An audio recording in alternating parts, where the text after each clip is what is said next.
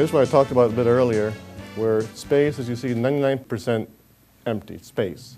And the question is it really empty space? Is there really nothing else in that space? Is it really just nothing there? And the scientists call what we see, the protons, the neutrons, everything that we interact with, they call it baryonic matter, made up of baryons. The rest, they don't know. They call it dark matter or dark energy. They know something's out there because otherwise the galaxy wouldn't spin like it does. It would be torn apart. And one thing that we do know is that our physical body, which is baryonic, is not all there is. The metaphysician would say there's at least 3 other bodies. There's the etheric body, the astral body, and the mental body. You might call this the aura. And they know there's something beyond the physical body. They know that their consciousness, their I-ness, their being goes on. And it changes their life dramatically, always in a spiritual way. And they've had that experience. They know that there's something more there. But the question is, where are these people residing? And it turns out there's many, many realms of different vibrations of people living. And they're going through their day-to-day lives. Some of the realms have similar things as we have on this realm. They might have cars, might have airplanes, have homes, have cities. Some realms probably don't. But higher up realms, they don't have these things. They don't need them. But the point is, there are different realms of existence, all right here. So that space is not empty. There are other people, other things, other beings who reside in those areas. And I'll refer to this later on, if the same thing happens on other planets. Just like on Earth, there's other realms, other vibrations of existence. On other planets, too, there are other levels of existence in different vibrations. So our physical eyes and the scientific instruments that we now have cannot detect them. Now, another interesting thing that comes along with this crazily complicated math that goes along with the string theory is that they have to propose at least 10 or even 11 different dimensions. Now that's a problem for the scientists because they only know of 4, the 3 that we know, and time. So space-time is 4 dimensions. And so they can't quite figure out these other 6 or 7 dimensions. And it's a big problem for them. Gets me up to the hyperdimensional man. Mike? The whole problem with these theories is that they're all based on a couple of concepts. One, if you go to Wikipedia and you look up dark matter, it says blah, blah, blah. Dark matter comes from the idea that in a closed system, blah, blah, blah. Now, what's a closed system? The idea is that the universe has got all the energy in it that it ever had from the beginning. The Big Bang exploded, that's it. That's all the energy that we can ever have in this universe.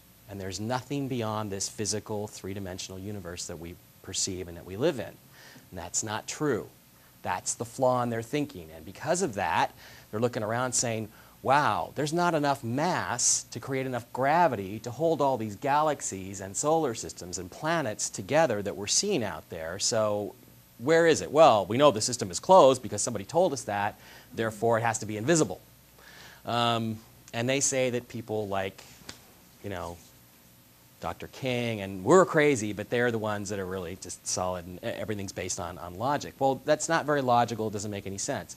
The truth is, it's what Brian just talked about that you get from the metaphysical perspectives, is that there are higher dimensions. There are more than just 3 spatial dimensions. There are other existences which may be almost right next to us, but we can't perceive them. Sometimes I think they bleed through. I think some UFO sightings are bleed-throughs from dimensions that are just a little bit to the side of us, or a little bit above us, or a little bit faster than us. The main thing that's happening in the world right now is that we're being driven by something that is forcing change on us. And then along comes this thing called the Mayan Calendar, which of course really was sort of discovered back, I guess, in the 50s, and really wasn't understood until the 80s and 90s, and really even now people are still trying to figure out what it says. But one of the things it says is that time is cyclical. Time is not linear the way it is in our Western way of thinking. It goes in cycles, and we are coming to the end of a cycle. And when you come to the end of a cycle, things change, things get different, things get disrupted. Now, that's a philosophy. It's a spiritual philosophy that the Mayans or whoever they learned this from had, but it also is reflected in the physics, as I understand the physics of this universe to really work, and we're going to talk about that briefly before we get to the calendar. These ideas are really Richard Hoagland and Errol Torrens' ideas from the 1980s, and I wrote a book with Richard, and we covered the hyperdimensional physics in it. So I want to make sure he gets credit. But my way of thinking is that he's right about what he's talking about, and I'm trying to expand on it a little bit and bring some other ideas. The idea is essentially that the system that we live in is in fact a system. It's a solar system. It's all connected, and it's connected not just through the three-dimensional space that we live in, through gravity and magnetism and all the interactions that we have there, which are far too weak to cause those 2012-ish kind of catastrophes, but it's also linked through these higher dimensions, through energies and different waves that pass through those higher dimensions that we can't perceive. Eventually what they did was found a bunch of mathematicians, guys like a man named Coxeter, who had written about equations for dimensions that went as high as 26 different spatial dimensions. In 3 dimensions, you should see information from a higher dimension coming down to this dimension as energy, and you're going to get it at around 19.5 degrees in any sort of rotating system. Just to give us perspective, where we are right about here in our galaxy. This would be the Milky Way. There's a black hole at the center of the Milky Way, near a star called Sagittarius A. And it takes about 226 million years for us to traverse completely around the center of the galaxy one time, and it's slightly elliptical. We get a little bit closer over here, a little bit farther away here. Basically what it is that the sun on the winter solstice is going to be pretty much lined up with the galactic equator and the central bulge, or where we think the center of the galaxy is, Sagittarius A. It's going to be in pretty good alignment.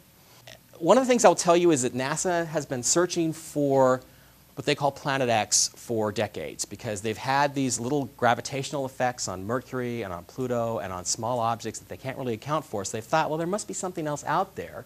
They looked for Planet X and looked for Planet X and never found it.